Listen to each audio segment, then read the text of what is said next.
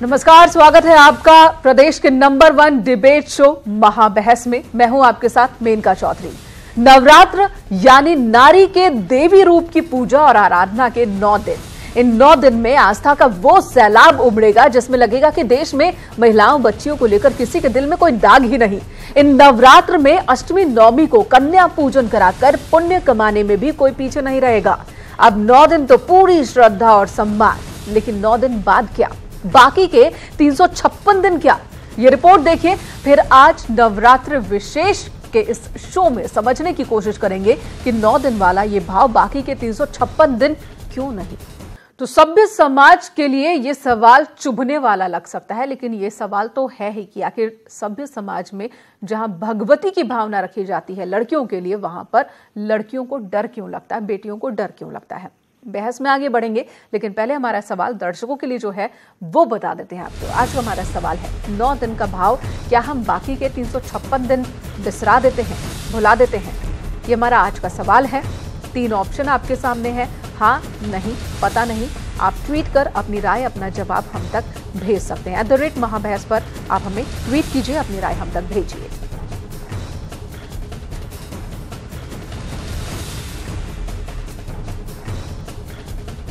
Amitabh Agnihotri, executive editor, इस वक्त studio में हमारे साथ मौजूद हैं और हमारे खास मेहमानों से हम आपको रूबरू करा दें।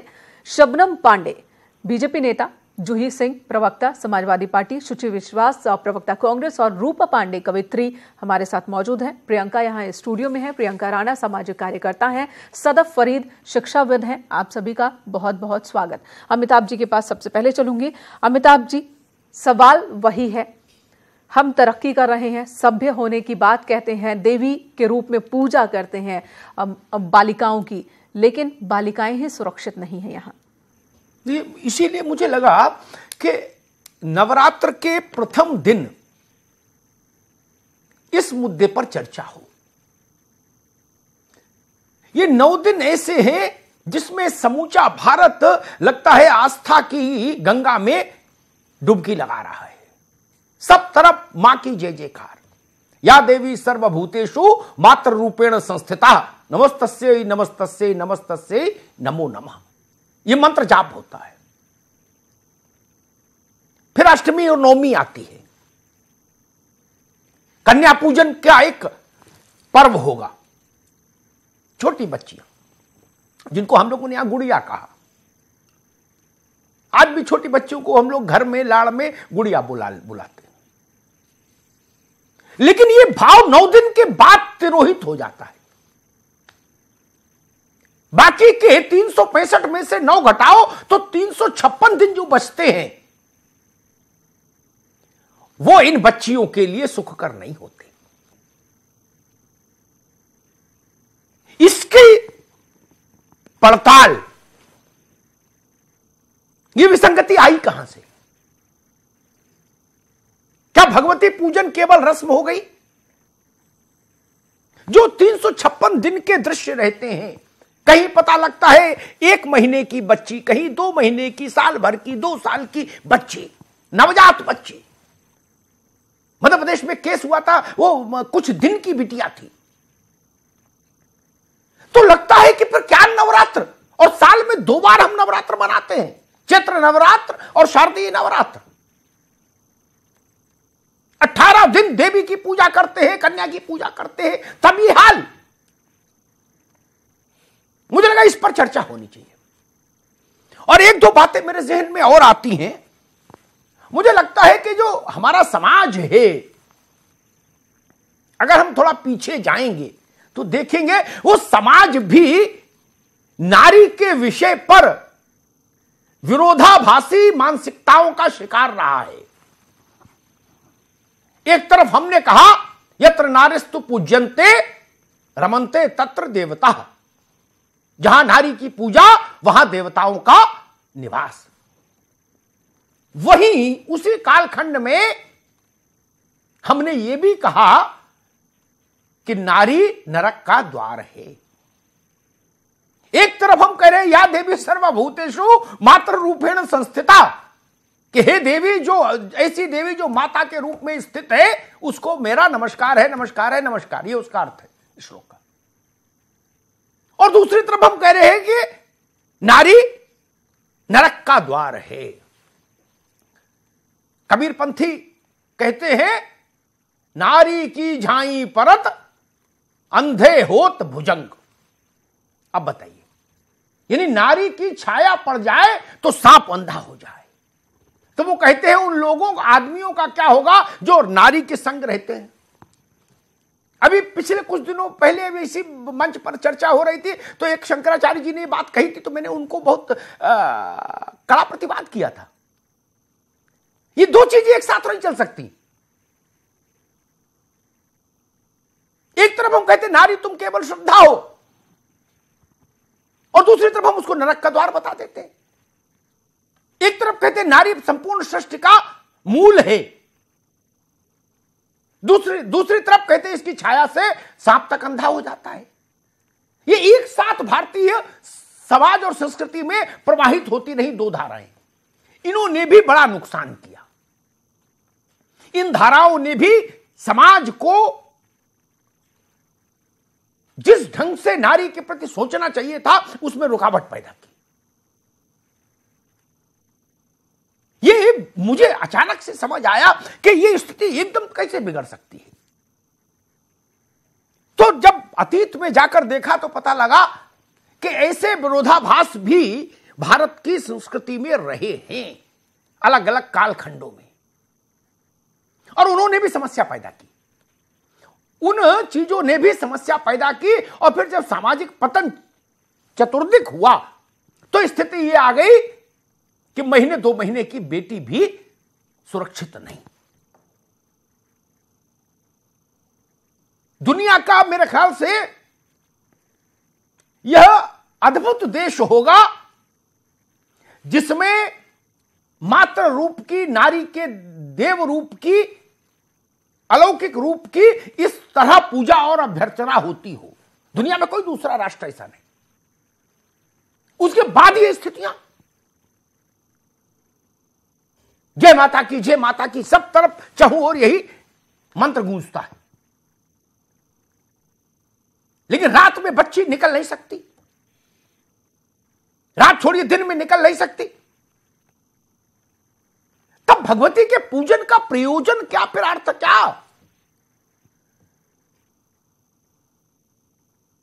और भगवती अगर हमारे शास्त्रों ने, ऋषियों ने किसी से सबसे ज्यादा पर्सोनिफाई की, भगवती का कोई अगर लौकिक रूप दिया ऋषियों ने, तो क्या दिया? भगवती तो अलौकिक सत्ता है, लौकिक रूप क्या दिया? कन्या, यानी छोटी बच्ची।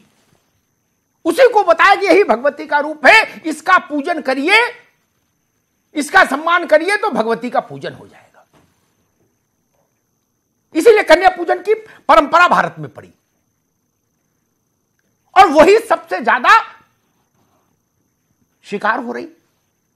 ये पीड़ा की बात भी है, ये शर्मिंदगी की बात भी है, ये हमारे आस्थाओं के स्वरूप पर सवाल भी खड़ा करती है, और ये भी बताती है कि हमने धार्मिक मान्यताओं को केवल और केवल रस्मी रूप से स्वीकार किया।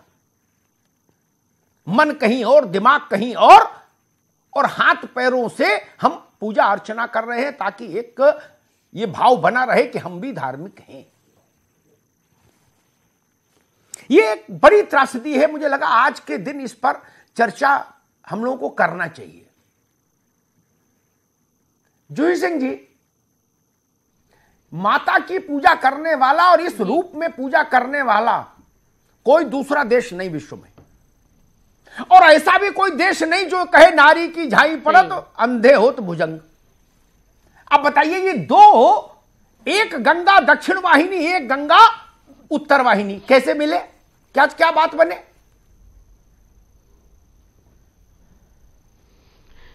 अमिताभ जी, नवरात्रि के दिन आपने मुद्दा ऐसा उठाया है कि मुझे लगता है कि यहाँ पर सारी महिलाएं बहुत आपकी शुक्रगुजार हैं।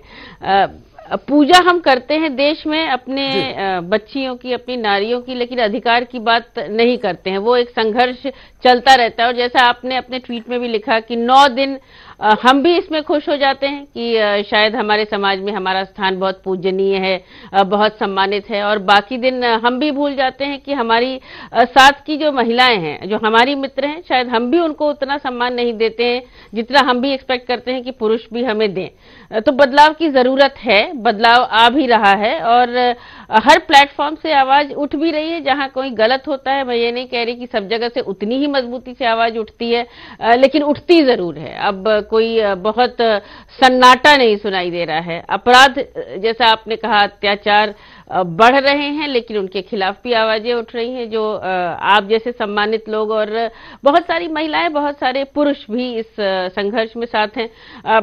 जो हम शुरू से, मुझे लगता है कि हम अपनी बेटियों को ये नहीं सिखाते कि या इतना स्ट्रेस नहीं देते हैं जितना अपने लड़कों पे देते हैं कि आर्थिक रूप से तुमको सशक्त होना है, आर्थिक रूप से तुमको स्वावलंबी होना है। ट्राइबल राइट्स की बात हम करते हैं, वहां उत्तरांचल में हमारे सारी महिलाएं काम करती हैं, लेकिन फिर भी अधिकार की एक क्राइसिस तो है ही। और अमिताभ जी, मुझे आशा है कि आप उठाते रहेंगे इस आवाज को। जी, बड़ी अच्छी बात कही जूही सिंह जी आपने।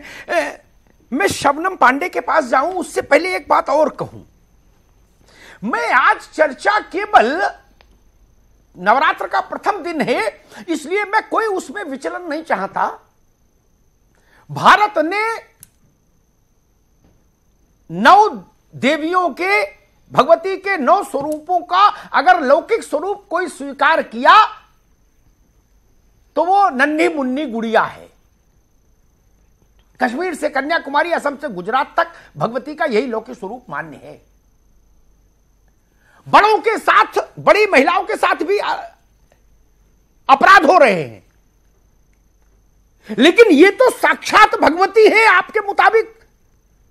जो लोग अष्टमी और नवमी को इनके चरण पूजते हैं, जो समाज इनके चरण पूजता है, पैर धोता है, नवमी खत्म हुई फिर वो आपके लिए शिकार का सामान हो जाती है। शबनम पांडे, वहां तो बिल्कुल कोई भेद ही नहीं। सबसे पहले तो सैकड़ों हजारों सालों से पुरखों ने यही कहा कि जो बच्ची छोटी है वो भगवती है।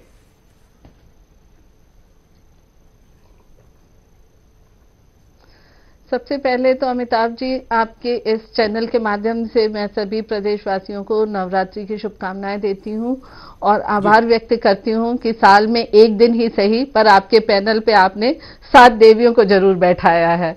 पक्षपात हर जगह होता रहा है, जन्म से लेके मृत्यु तक महिलाएं पक्षपात की शिकार होती रही हैं, और अपराध ही क्या, हर पथ पे उनको संघर्ष करना पड़ता है अपने अधिकार के लिए। कर्तव्य बताने वाले समाज में सभी लोग हैं और उनकी पूजा करने वालों की भी कमी नहीं है, चाहे वो किसी भी धर्म में आप चले जाइए। लेकिन मेरा ये नवरात्रि में लोगों को एक ही गुजारिश है लोगों से कि आप नवरात्रि में बच्चियों की पूजा करें या देवी की मूर्ति की पूजा करें। अगर पूजा करने वाले सभी लोग ये ठान लें कि हम जो अपराध हो रहा है समाज में, उस अपराध को कम करने के लिए अपने परिवार से लेकर समाज तक संघर्ष करेंगे, आवाज उठाएंगे और उस अपराध को रोकने के लिए पूरी तरीके से संघर्षरत रहेंगे, तो निश्चित तौर पे जिस संघर्ष को हम लोग, जिस संघर्ष में अपनी जिंदगी बिता रहे हैं, उस संघर्ष से हमें भी निजात मिलेगा। कहने को हम आदि आबादी हैं, पर क्या आदि आबादी को, चाहे मीडिया हो, चाहे राजनीति हो या कहीं और भी हो, घर हो, कहीं भी आदि आबादी को वो आधी जगह भी मिलती है? उनको तो शायद मुझे लगता है शून्य के बराबर जगह मिलती है। अगर हम संघर्ष करते हैं तो एक हिस्सा कहीं मिल जाता है हमें। तो ठीक है, मैं फिर निवेदन करूं बाकी मेहमानों से। मैं चाहता हूं आज केवल हम चर्चा करें नन्ही मुन्नी बच्चियों के प्रति होने वाली क्रूरता पर, केवल वहां तक कन्फाइंड रहें। वो सबसे ज्यादा विभत्स है, उससे विभत्स कुछ नहीं हो सकता। सोचिए, 1 महीने की बच्ची प्रियंका राणा, जहां जिन इलाकों में हम लोग रहते हैं, एनसीआर के जिन अपार्टमेंट वाली संस्कृति में हम लोग रहते हैं, जीवन शैली में, वहां अष्टमी और नवमी को 9 बच्चियां ढूंढना मुश्किल हो जाता है। क्यों? उसका कारण है हम चाहते हैं कि मेरे घर बच्ची ना हो, पड़ोसी के घर हो जाए पैदा, और हम नवमी को बुला के उसको पर जलेबी खिला दें। हमारा भी काम पूरा और बच्ची की जिम्मेदारी भी पड़ोसी उठाएगा। तब कन्या पूजन का क्या मतलब है? नहीं, अभी अमिताभ जी आप बिल्कुल सही कह रहे हैं। और आप ये देखिए, ये हमारे समाज का दोहरा चरित्र दिखाता है। ये दिखाता है कि एक तरफ तो हम देवी समझते हैं, उनको मानते हैं, लेकिन वो दर्जा हम उनको नहीं देना चाहते जो उनको असल में मिलना चाहिए। महिलाएं आज हर कोई भी दिन ऐसा नहीं चाहता है जब शोषित ना होती हो या उनके साथ शोषण नहीं होता हो। आप कहीं भी धार्मिक स्थल देख लीजिए, स्कूल देख लीजिए, पब्लिक प्लेस देख लीजिए, कौन सी जगह ऐसी है जहाँ पे वो प्रताड़ित ना होती हो, चाहे मानसिक तौर पर, चाहे शारीरिक तौर पे, चाहे सामाजिक तौर पर। कहीं भी महिला सुरक्षित नहीं है और हमारा समाज उनको वो दर्जा देना ही नहीं चाहता। महिलाओं को ना अपनी इच्छाओं और सपनों को पूरा करने की आजादी मिलती है, ना ही उनको ना कहने की। आप ये देखिए, अगर कोई महिला ना कहती है तो उसको इतना ज्यादा पुरुष। प्रियंका, मैं दूसरी बात कह रहा था। मैं आज दूसरी बात पर ही बहस करना चाहता हूं। मैं अपनी बहस बहुत फोकस रखता हूं। मैं ना और हां वाली उम्र की बातें नहीं कर रहा। मैं तो आज बात कह रहा हूं 2 महीने की बच्ची, ना वो हां जानती है ना जानती है, ना वो कोई प्रतिरोध जानती है, ना उसका कोई एक्ट ऐसा होता है जिसके चलते अपराध हो जाए। लेकिन जो वहां स्थिति पहुंच चुकी है भाई अमिताभ जी। लेकिन जो पुरुष है, पुरुष की जो मानसिकता है वो तो आप ये देखिए ना, वो बच्चियों में भी आप ये देखिए, जब बच्चियों के साथ रेप होता है तब भी वो ये कहते हैं कि महिलाओं के कपड़े कैसे थे। बलात्कार जो होते हैं वो महिलाओं की वजह से होते हैं क्योंकि वो ठीक से ड्रेसअप नहीं होती हैं। तो वहां पे भी उनकी मानसिकता आप देखिए। स्कूल में आप शिक्षक को एक भगवान का दर्जा दिया जाता है, आज वो ही शिक्षक छोटी छोटी बच्चियों के साथ बलात्कार कर रहे हैं। और बलात्कार भी नहीं, आप एसिड अटैक की घटना देख लीजिए, आप घर में आप भ्रूण हत्या देख लीजिए, बच्चियों को मारा जाता है, छोटी छोटी, उनको पैदा तक होने का अधिकार नहीं है। तो फिर आप सोच लीजिए समाज कहां जा रहा है। बिल्कुल ठीक है। मैं सदफ फरीद के पास चलूंगा, लेकिन एक बात और कहूं, बाकी सब में कोई ना कोई तर्क किंतु परंतु लग सकता होगा, लेकिन दुधमुही बच्चियों के साथ तो अपराध किसी भी दृष्टि से अपने पक्ष में कोई तर्क नहीं ढूंढ सकता। वो उस अवस्था में नहीं कि उत्तेजक कपड़े पहने। और जब बच्चियां दुधमुही होती है तब स्त्री पुरुष का भेद भी नहीं। उसके बाद ये स्थिति हो रही है। बाकी में तो अपराधी कुछ तर्क दे भी सकता है, इसमें समाज के पास क्या तर्क होगा? सदफ फरीद साहब, मुझे बताइए, आप हिंदुस्तान ने सर, सबसे पहले तो नवरात्रि की शुभकामनाएं सभी को। जी, आपको भी मैं जानना चाह रहा हूं कि हिंदुस्तान ने देवी के इतने मंदिर बनवा दिए, इतने धाम बनवा दिए, और हर धाम पर 365 दिन जयकारा लग रहा, भीड़ हो रही है, और उसके बाद स्थिति ये।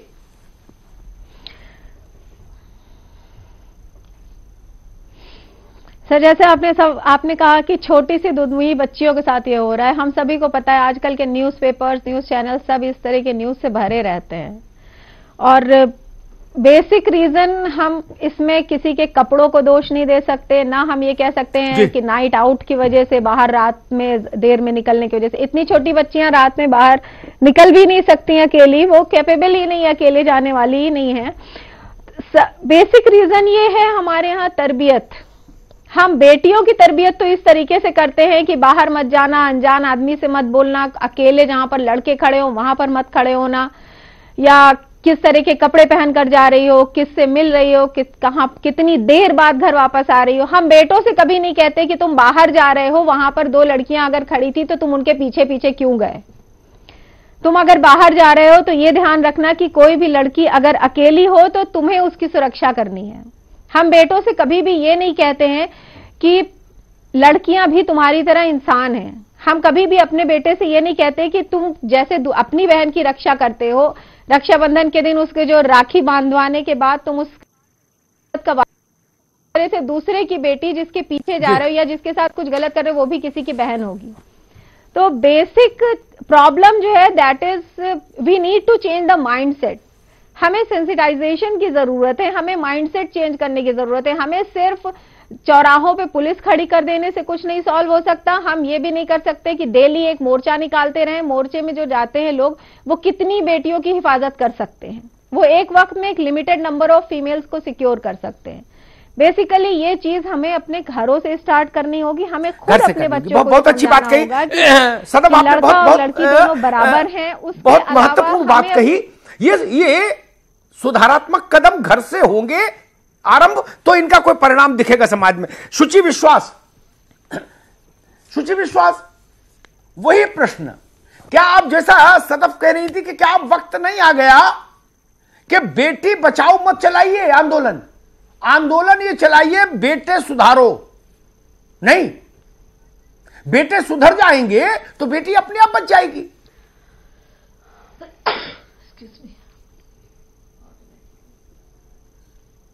देखिए, बेटा बेटी या सुधारों से पहले मेरी बहनों ने सभी चीजों को कहा। आपने बहुत विस्तार में समस्या को व्याख्या की, लेकिन आप आदिकाल से उठाइए, ये समाज का दोहराव है।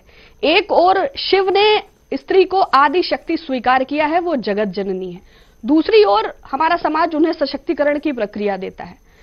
सीता को उठा लीजिए भाई, सूर्पनखा पर राम जी पर मोहित हो गई तो वो कारण बना। रावण जो है सीता पर मोहित हो गए तो वो विनाश का कारण बना। द्रौपदी जी से ईगो हिट हो गया दुर्योधन जी का, अगेन महिला कारण बनी। अहिल्या जी पर इंद्र मोहित हुए, अगेन वो कारण बनी। तो आप आदिकाल से उठाइए, चाहे सत्युग उठाइए, त्रेता या द्वापर, तो जैसा कि अभी जूही जी ने कहा ना कि सन्नाटा टूटने की आवश्यकता है, या मेरी बहन सदफ ने कहा कि माइंडसेट को बदलने की जरूरत है। हम जिस सभ्य समाज में रह रहे हैं, मानसिकता को बदलने की निश्चय ही आवश्यकता है, क्योंकि छोटी गुड़िया भी बड़ी गुड़िया के गर्भ से उत्पन्न होती है और अराजकता के गर्भ से अराजकता ही उत्पन्न होती है। जब तक समाज के माध्यम से, लोकतंत्र के माध्यम से सबल नहीं किया जाएगा, तब तक इसकी जड़ की समस्या में, अभी आप देखिए लेटेस्ट, ये मैं उदाहरण लेती हूं #MeToo कैंपेन का, पूरी दुनिया में हलचल मचाने के बाद मिनिस्ट्री ऑफ एक्सटर्नल अफेयर्स के MJ अकबर साहब पर यह आरोप लगा है। 48 घंटे से ज्यादा गुजर चुके हैं, हम एक डेमोक्रेटिक कंट्री में रहते हैं, एक आदमी पावर में है, क्या हमें क्वेश्चन को पुटअप करने की भी जरूरत नहीं है? Are we just the tools? We don't have human rights, we don't have constitutional powers. कहाँ है हमारे बोलने वाले सभ्य समाज के पढ़े लिखे लोग जिनकी PhD ह्यूमन राइट्स में है, जो बड़े बड़े कमीशन में नहीं, बोल रहे हैं उस विषय पर, जिन लोगों को बोलने थे वो संवैधानिक पदों बोल रहे हैं। समाज अपने अपने ढंग से प्रतिक्रिया दे रहा है। शुचि, उस विषय पर समाज अपने अपने ढंग से प्रतिक्रिया दे रहा है, लेकिन मैंने आपसे शुरुआत में सारे मेहमानों से कहा, हम समाज के हर तबके में ये सोशल मीडिया के कैंपेनों पर चर्चा नहीं करना चाहते। आज मेरी चर्चा का, मेरी करुणा का केंद्र बिंदु है वो छोटी बच्चे जिसको हम घर में पांव पूजते हैं अष्टमी नवमी को। मेरी चर्चा का केंद्र बिंदु वो है। देखिए, मनुष्य ना बॉलीवुड है ना हॉलीवुड है। हॉलीवुड और बॉलीवुड मेरी चर्चा का विषय नहीं। रूपा पांडे, मैं फिर वही बात कहूंगा गांव देहात की, कन्या पूजन और उसके बाद ये दुर्दशा, खेत में बच्ची मिली, नाले में पड़ी मिली, पॉलीथिन में लिपटी मिली, क्या है? बेटियां पॉलीथिन में लिपटी मिल रही कूड़े में।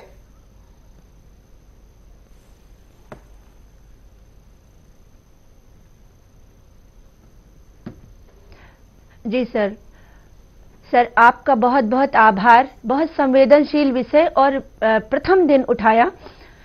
मैं अगर थोड़े शब्दों में कहूं सर, तो कन्या शब्द ही समाज में अब अस्तित्व विहीन होने की कगार पर है, क्योंकि कन्या भ्रूण हत्या, यानी हम कन्या को जन्म नहीं देना चाहते, वो उसको जन्म का अधिकार नहीं, जन्म अगर वो पा गई तो वो दरिंदों से सुरक्षित नहीं, उसके पास वो सुशील नहीं रह सकती। सुशील का अर्थ लोगों ने लगा दिया सीधी साधी, लेकिन सुशील का मतलब था जिसका सब कुछ सुरक्षित हो, जिसका मान सम्मान शील सुरक्षित हो। तो कन्यादान करते थे माता पिता। सर, कन्या ही अब बहुत मुश्किल हो गई है। इस समाज में कन्या शब्द को बचाना मुश्किल हो गया है।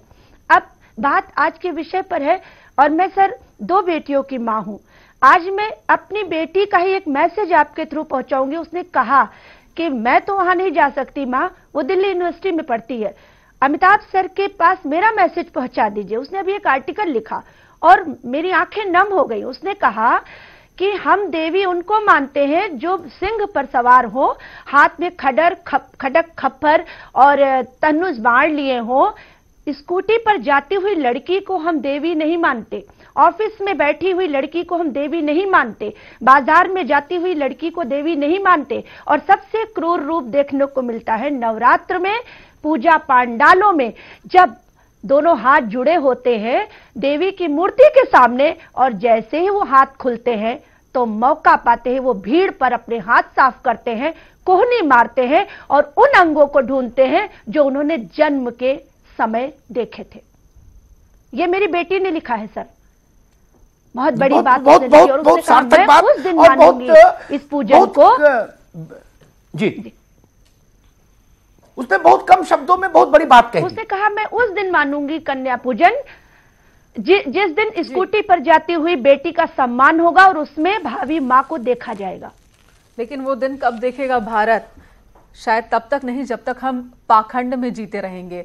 जो हमारा समाज जो जिस पाखंड में जी रहा है, हम जो हैं वो हम दिखना नहीं चाहते, और जो दिख रहे हैं उससे ही हमारी ही इतनी लड़ाई होती है कि जब मौका मिलता है तो हम कन्याओं को ही शिकार बनाते हैं जिनकी हम पूजा कर रहे होते हैं। आपका अमिताभ जी, समाज में बच्चियों को लेकर जो अपराध और लगातार आंकड़े बढ़ते जा रहे हैं, क्या ये बता रहे हैं कि नैतिक रूप से हम पिछड़ते जा रहे हैं? जितना हम सभ्यता की ओर बढ़ने की बात कह रहे हैं, नैतिकता में हम उतने ही पीछे जा रहे हैं। नहीं, देखिए, मुझे लगता है कि सभ्यता में भी पीछे जा रहे हैं। आर्थिक विकास एक अलग चीज है। क्राइम रिकॉर्ड ब्यूरो हम सब लोग जानते हैं, जो लोग सार्वजनिक जीवन से, जैसे जूही जी बैठी हुई हैं, तो ये तो बाल आयोग में इन्होंने उसको लीड किया है, ये जानती हैं। एनसीआरबी तक वो आंकड़े पहुंचते हैं जो रिकॉर्ड थाने में दर्ज हो जाए मामले। और भारत में अभी अपराध जितने होते हैं उनका मेरे ख्याल से 30% 40% मुश्किल से दर्ज हो पाता है थानों में। वो आंकड़ा वहां जाता है। उसी आंकड़े पर हर 48 मिनट के भीतर एक गुड़िया, एक नन्ही मुन्नी, एक छुटकी अत्याचार और शोषण का शिकार हो रही है। जूही जी, ये वही आंकड़ा, ठीक आंकड़ा है ना? जितनी चीजें रिकॉर्ड में आती हैं थानों में, उनमें और जो जितनी संख्या में एक्चुअल अपराध होते हैं, उनमें अभी भारी अंतर है ना भारत में? अमिताभ जी, बहुत भारी अंतर है। बच्चियों पे जो बलात्कार, जो उनके साथ दुराचार हो रहा है, साथ में कहूंगी जो नाबालिग बच्चियों की शादी हो रही है। अक्सर जैसा आपने कहा कि जब हम लोग बाल आयोग में थे तो ऐसी बातों पे अगर कोई स्टैंड लेता भी है, पता नहीं क्यों हम ये विश्वास अभी पेरेंट्स को भी नहीं दिला पा रहे, क्योंकि अक्सर मैंने देखा है कि किसी दबाव के कारण अब वो बच्चियां तो कुछ बोल नहीं पाती हैं या कुछ कर नहीं सकती हैं, लेकिन माता पिता कुछ न कुछ समझौता कर लेते हैं। ये एक मानसिकता बहुत बड़ी अड़चन है। और एक्चुअली अगर हम आंकड़ा लेंगे तो हम सब, जिसको कहेंगे, हम सब बहुत शर्मसार हो जाएंगे कि हम बच्चियों को न सुरक्षा दे पा रहे हैं, अत्याचार हो ही रहे हैं। भ्रूण हत्याएं, जैसा आपने कहा, वो तो एक शुरुआत ही है बच्चियों के ऊपर अत्याचार की। तो अब इस मानसिकता को कितना हम लोग स्ट्रांगली रिप्रेजेंट करके बदल सकते हैं, ये व्यक्तिगत जीवन में और सार्वजनिक जीवन में दोनों में करना पड़ेगा। बड़े महिलाओं के बारे में तो बाद में बात करेंगे जैसा आपने कहा, लेकिन ये समस्या तो है और समस्या उससे बहुत भयानक है जितना कि हम आंकड़ों में देखते हैं। अमिताभ जी, हल निकालना भी जरूरी है, क्योंकि नैतिक ही नहीं, ये तो हर मूल्य एक तरह से एक जो स्तर है वो इतना गिर गया है, तभी तो ये अपराध हो रहे हैं। लेकिन माता पिता या जो भी उस घर में एल्डर्स हैं, कभी कभी जो कंप्लेंट्स आती हैं उसके बाद भी कितनी भी कोशिश करो, लेकिन क्यों वो समझौता हो जाता है और क्यों उन बच्चियों को न्याय नहीं मिल पाता है। और वो तो पूरे जीवन के लिए उनके मानसिक स्थिति में जो परिवर्तन आता है उसको तो आप इतने संवेदनशील है, आप समझ ही सकते होंगे कि वो पूरा जीवन एक तरह से उस बोझ को लेकर चलती हैं, जिस बात को न उन्होंने समझा, केवल ठीक से महसूस भी नहीं किया कि उनके साथ क्या हुआ। तो इसके लिए हम सब जिम्मेदार हैं और इसको कैसे, कहाँ, कितनी क्षमता से, बिल्कुल बहुत कारुण्य की स्थिति है सच में। शबनम पांडे, जूही जी ने बड़ी ठीक बात कही जी। जो छोटी बच्चियां हैं, नाबालिग बच्चियां हैं, उनके प्रतिनिधि के तौर पर तो उनके परिजन ही है। बच्चियां तो ना प्रतिरोध कर सकती, ना मुकदमा लिखा सकती, ना लड़ाई लड़ सकती हैं, ना कोई तर्क वितर्क दे सकती, ना टीवी पर बहस कर सकती हैं। और एनसीआरबी का आंकड़ा बताता है 48 मिनट में एक बिटिया, और इसको जमीनी हकीकत से जोड़ दे तो हो सकता है 5 मिनट में एक बच्ची शिकार हो रही हो, क्योंकि थाने तक मामले बहुत कम पहुंचते हैं। तो क्या लगता है कि नवरात्र के भाव से बात नहीं बनेगी अब भारत में? इससे आगे कुछ सोचना पड़ेगा।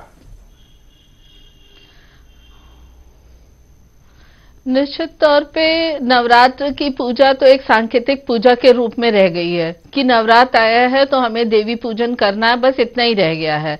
चाहे हमारे किसी भी धर्म के ठेकेदार हैं, जरा सा कोई महिलाओं के हक की बात होती है तो सब चिल्लाते हैं धर्म के साथ छेड़छाड़ हो रही है।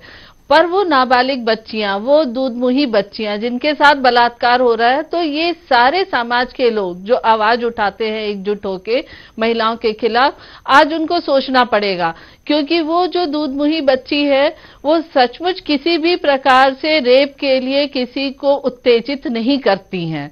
ये कहीं ना कहीं उन राक्षस रूपी मानव का ही एक भाव है या उनकी मानसिकता है जिसकी वजह से वो इस तरह के करते हैं। तो आज कहीं ना कहीं परिवार में, समाज में सभी लोगों को इसके लिए सोचना पड़ेगा कि पूजन करके नवरात्र में ये सोच लो कि पाप कट गए या देवी। ठीक बात शबनम जी। शुचि विश्वास, वही सवाल आपसे, साल में 2 बार नवरात्रि सांस्कृतिक तौर पर, धार्मिक तौर पर मना के, कलश स्थापना करके, कन्या खिला के हम एक रस्म निभा देते हैं, लेकिन उसके बाद चाल ढाल वही रखते हैं जो रखनी है। क्या नवरात्र से आगे जाके सोचना होगा? यह नैतिक उपबंध शायद काम नहीं कर रहा।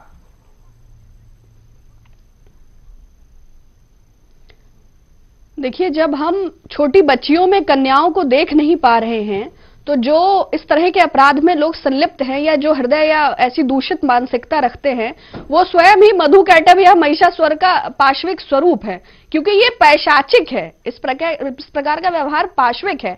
इसको ह्यूमैनिटेरियन, भले ही वो दिखने में इंसानों जैसे दिखते लोग हों, लेकिन उनमें करुणा है, दया है, संवेदना है, ममता है, या ईश्वर के ममत्व स्वरूप का जो भी भाव होता है वो उन लोगों के अंदर है। भले उनका स्वरूप कैसा भी हो, वो कलावा बांधते हो, वो चुनरी चढ़ाते हो, वो हाथ जोड़ते हो, वो पंडाल में नृत्य करते हो, वो विसर्जन के में dance, whatever it is, but internally they are Mahishasur, Madhu and Kaitabh. तो वो जो ये दैत्य प्रवृत्ति के लोग हैं जो इस प्रकार की अमानवीय घटनाएं इतनी छोटी बच्चियों पर कर पाते हैं, वो अपनी किस मानसिक स्थिति में करते हैं, वो अपनी किस विचारधारा या किस दूषित मानसिकता के अंतर्गत करते हैं। महिषासुर है, मधु और कैटभ है। अच्छी बात कही, मुझे बात अच्छी लगी। सदफ फरीद, डेफिनेटली जी, सदफ फरीद, शायद ऋषियों ने सोचा होगा आज से 2000 साल पहले, 1500, 2500, 3000 साल पहले, कि एक ऐसी मान्यता रखिए समाज में कि बच्ची भगवती का रूप है, तो ना तो उसके जन्म लेने पर कोई प्रतिबंध लगाएगा, ना उसके लालन पालन में कोई कंजूसी करेगा, ना उसको सुरक्षा देने में कंजूसी करेगा। इसलिए उसको मोस्ट सिक्योर बनाने के लिए, मोस्ट प्रिविलेज्ड बनाने के लिए ऋषियों ने कल्पना दी कि बच्ची भगवती का रूप है, माता का रूप है। वो सारा जतन ही बेकार हो गया लगता हिंदुस्तान में।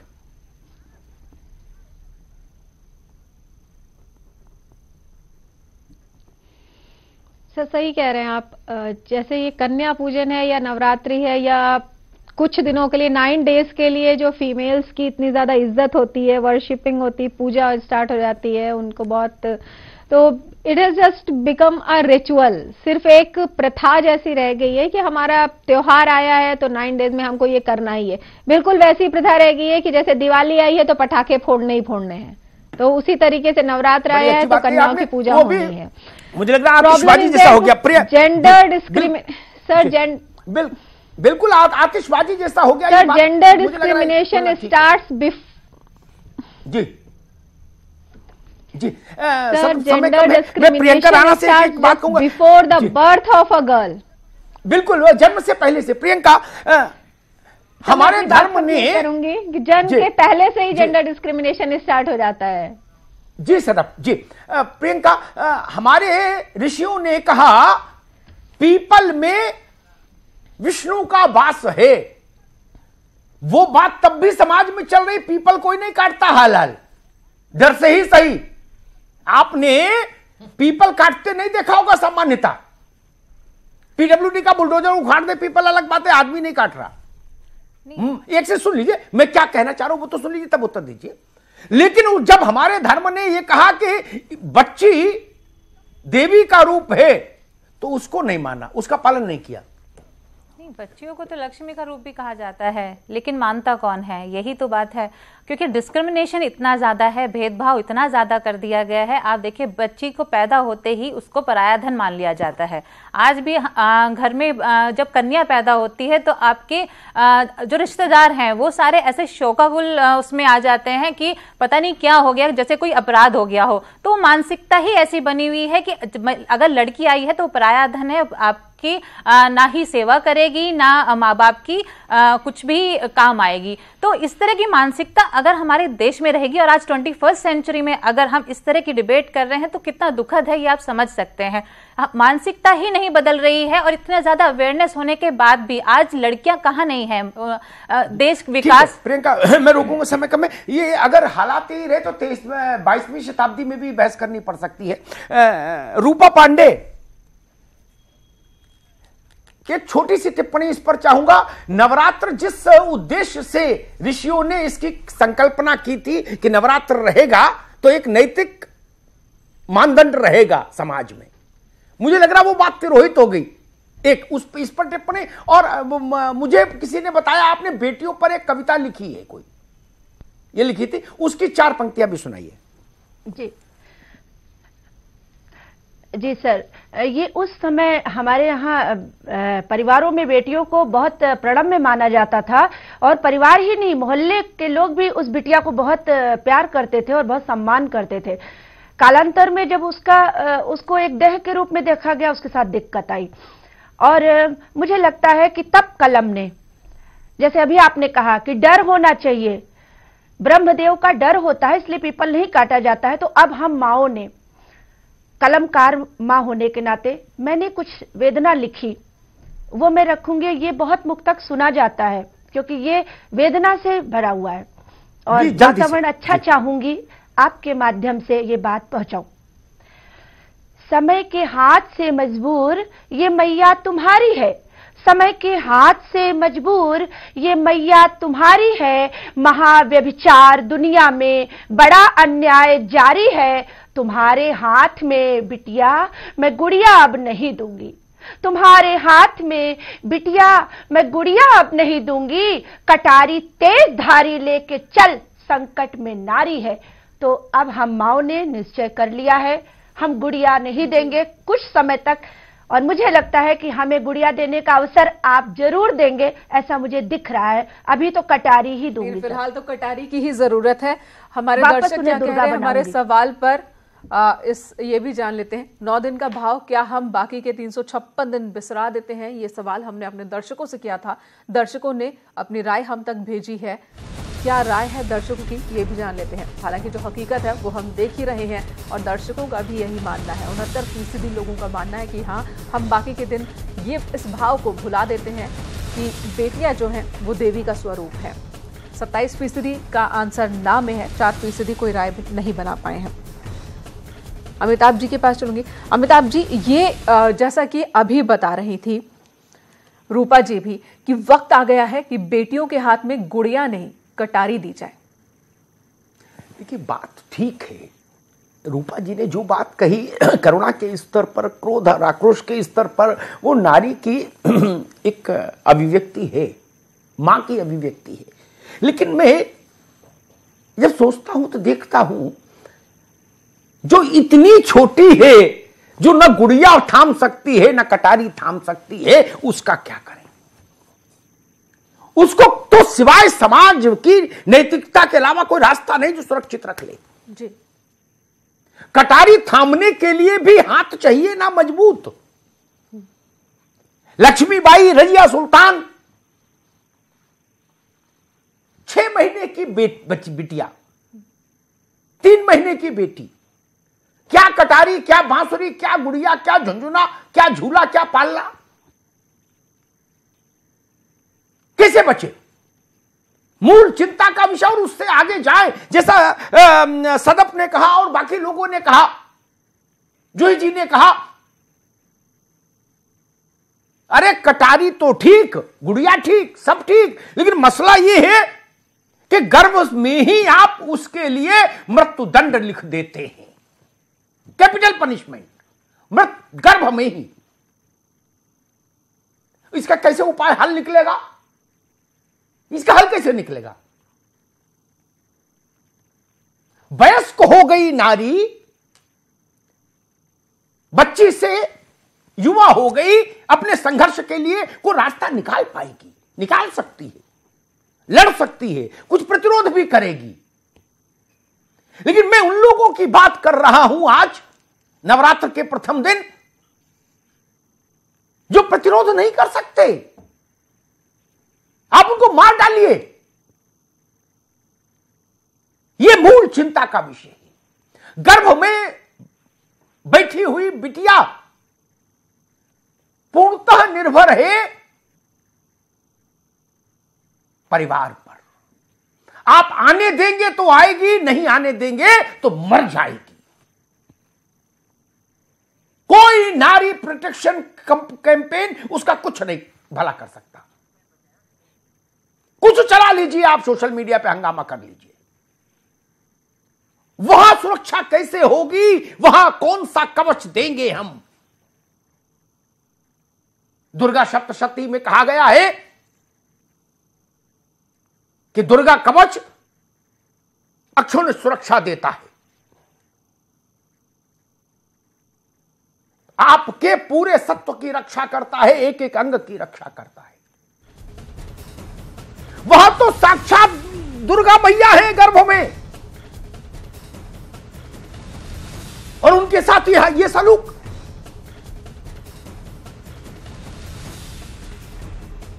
नवरात्र पर पूजेंगे और अस्पताल में रोएंगे बिटिया के आने की सूचना पर। वहां तक भी चलो, लेकिन आपने तो उसका जीने के अधिकार पर ही डाका डालने की कोशिश कर दी। आप खुश नहीं हुए, चलो समझ में आता है आपकी मानसिकता, लेकिन जीने का अधिकार तो उसके पास रखो। मैं बहुत आहत हुआ जब मैंने मध्य प्रदेश के शायद इंदौर या भोपाल कहां की घटना थी, कुछ दिनों की बच्ची, तब लगता है कि लाड़ो आई क्यों, फिर आई क्यों? क्या हम ऐसा समाज बनाना चाहते हैं?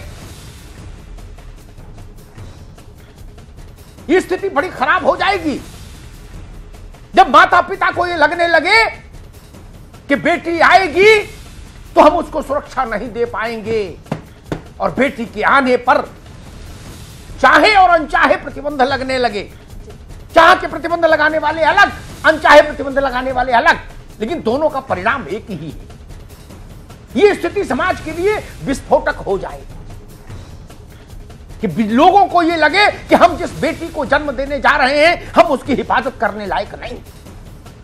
ऐसा समाज मत बनाइए, उसको मत मानिए भगवती, इंसान तो मानिए।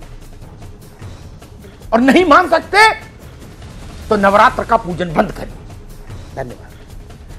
बिल्कुल, महिलाओं को देवी माना और उनकी दुर्गति कर दी, बच्चों को भगवान का स्वरूप माना और उनकी ही बलि ले लेते हैं। जो सर ने बात कही, अमिताभ जी ने बात कही, वही बात है। ना करो पूजा, ना बैठाओ माता की मूर्ति, कंचक मत खिलाओ। इंसान को इंसान तो रहने दो, जीने का अधिकार और सम्मान से जीने का अधिकार दो बच्चों को। फिलहाल इस वक्त महाबहस में इतना ही। एक छोटे से ब्रेक के बाद भी न्यूज़ 18 पर खबरों का सिलसिला जारी है। आप सभी खास मेहमानों का बहुत बहुत धन्यवाद महाबहस का हिस्सा बनने के लिए।